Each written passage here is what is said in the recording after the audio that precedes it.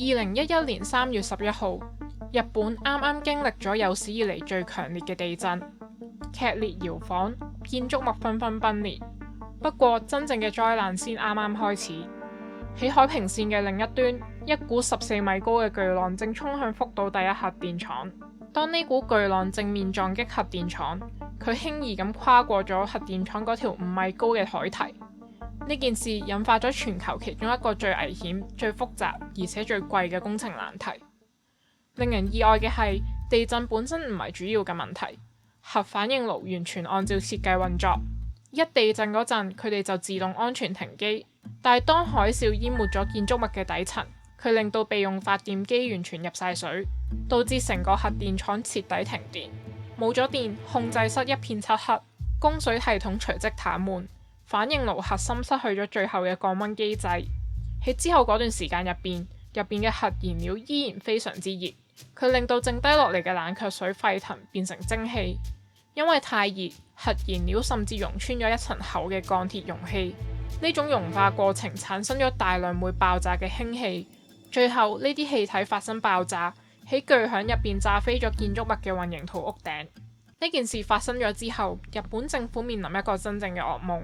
隨住輻射警報響起，熔毀情況惡劣，政府不斷將居民撤離嘅範圍擴大，由最初嘅3公里到10公里，最後到20公里，超過10萬人要逃離家園。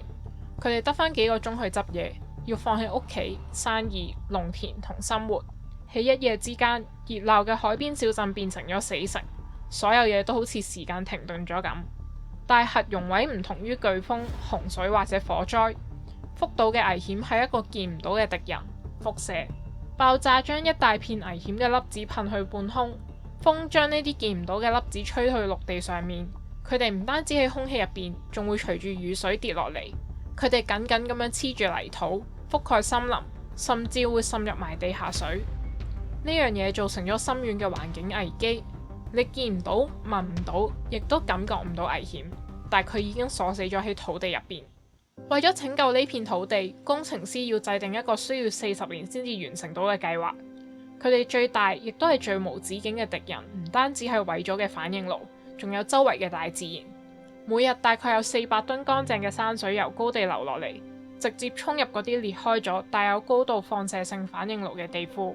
喺嗰度，乾淨嘅水同融化咗嘅核燃料混埋一齊，咁樣每日就生產咗幾百噸致命嘅核污水。佢哋唔可以就咁搬走嗰幾百噸重嘅反應爐，亦都冇辦法截斷啲山水，所以工程師就諗到一個瘋狂嘅主意。佢哋決定將核電廠周圍嘅泥土凍結。佢哋設計咗一道巨型嘅地底凍土牆，呢埲牆有1.5公里長，圍住成個災區。為咗起呢道牆，工程師將1500條巨型鋼管打入地底30米深。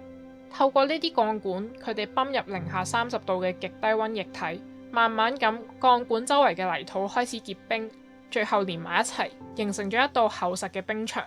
呢個巨型地底冰壩擋住咗乾淨嘅山水，逼啲水繞過受損嘅反應爐，安全咁流向大海。咁樣可以令到每日生產嘅污水量大幅減少。呢個絕對係一個天才嘅諗法，但係有一個好大嘅代價。呢個系統需要極大量嘅電力去維持冰牆唔溶。一旦斷電，冰牆就會融化。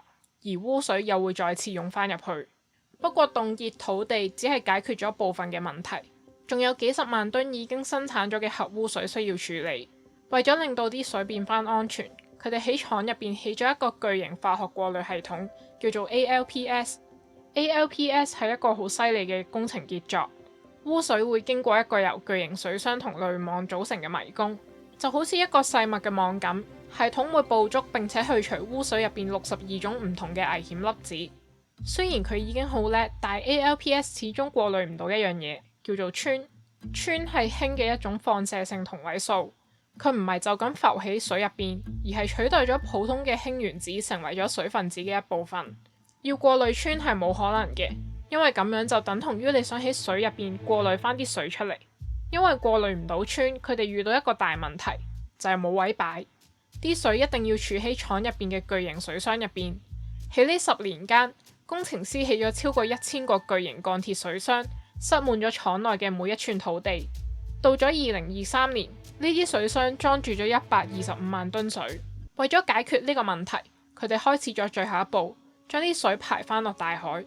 為咗確保啲水唔會就咁沖返去岸邊，工程師喺海底挖咗一條1公里長嘅隧道。呢條堅固嘅混凝土隧道令到核電廠可以將處理過嘅水泵去遠海。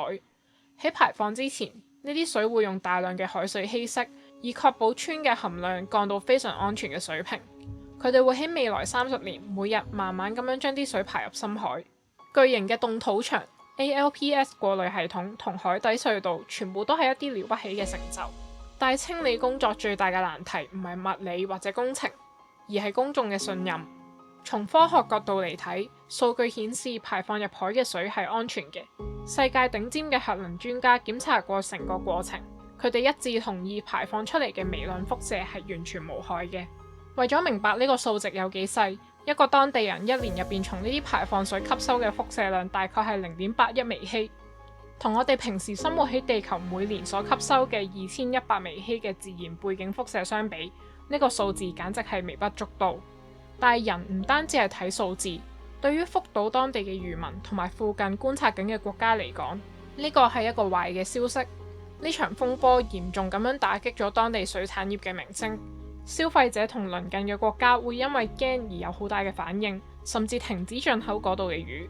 呢樣嘢摧毀咗好多靠海揾食嘅人嘅生計，亦都引發咗國家之間極大嘅爭論。福島清理工作背後嘅工程，無疑係現代史上最令人深刻嘅難題，但佢亦都反映咗一個殘酷嘅現實：人類好叻，可以凍結土地、過濾微小嘅原子，甚至喺海底起隧道。但我哋依然好難修補科學同恐懼之間嘅鴻溝。當系統遭遇到毀滅性嘅失敗，重建硬件只係成功咗一半，因為消失咗嘅信任並冇一套工程方案可以輕易修復。多謝收睇。